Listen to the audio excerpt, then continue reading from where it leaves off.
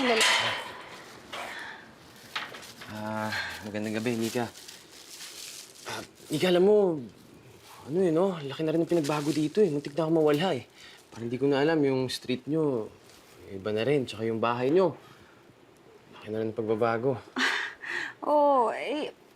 Bakit ka nandito? Napansin ko kasi na naapektuhan ka sa nangyari. Kaya ito, gusto ko lang ibigay sa'yo. Ano to? Hindi mo na maalala yan? Yan yung sketchpad na ginagamit natin noong college.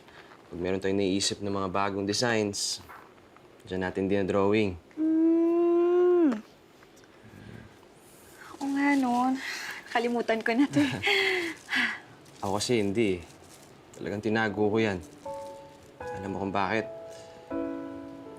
Nika, dahil maganda ang mga designs mo, lagi kong tinitignan yan pag kailangan ko ng inspirasyon. Nika, magaling ka. Kahit noon pa, huwag mo sana kalimutan yun. Salamat. Pero, pumunta ka lang dito para ibigay sa akin to? Ano ka ba? Dapat ipinagpabukas mo na lang. Ikaw naman, alam mo namang magkikita rin tayo sa opisina. Hindi na kasi ako makapaghintay eh. Tsaka, meron din akong gustong sabihin sa'yo. Ha? Nika, matagal ko na dapat ginawa to eh. Sana noon pa sinabi ko na sa'yo. Ano sabihin? Special ka sa akin. Noon pa. B!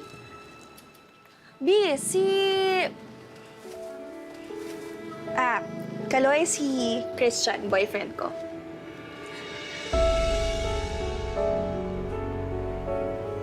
Christian, si Kaloy. Nag-shopping ako, Daddy. Di ba sabi mo lumabas ako, mag-enjoy? Sino kasama mo? Ako lang. Wala kang kasamang lalaki? Daddy naman, alam mo naman na ikaw lang yung lalaki sa buhay ko, di ba? Promise. Uwi ka na ba? Kakain lang kami ni Andrea. Hinihintay ko na siya ngayon. Sige. Text mo ako pag nakauwi ka na. Okay, Daddy. Bye!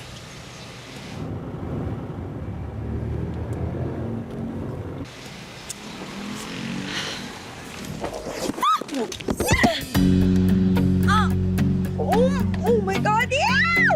Ew! Ew! Ew! Ew! Ew! Oh my gosh! Ew! Yung kadiri dun ka nga! Uy, parang kilala kita. Ha? Hindi kita kilala, okay? Hindi. Nagkita na tayo dati. Hindi nga kita kilala! Hello! Ano ba? Ah! Ew! Kadiri! Oh my God! Ew!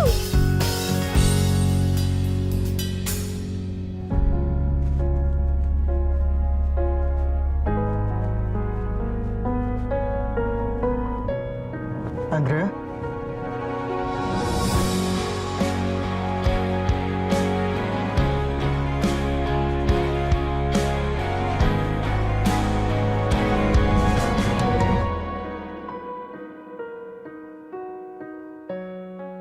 Ano ba, Andrea? Umamin ka. Sinasaktan ka ba ni Victor?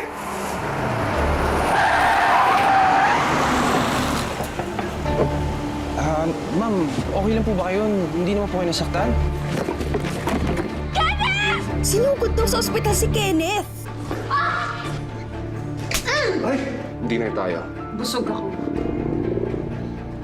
Sure ka? May iba bang nakakaalam? Oo, wala po, ma'am. Wala kang pagsasabihan. Wala kang alam tungkol sa akin. Wala ba ibang babae doon sa opisina mo? Meron yung boss ko. Sigurado ka ba sa nireport mo sa akin kanina? Yes, sir. You're attending the board meeting?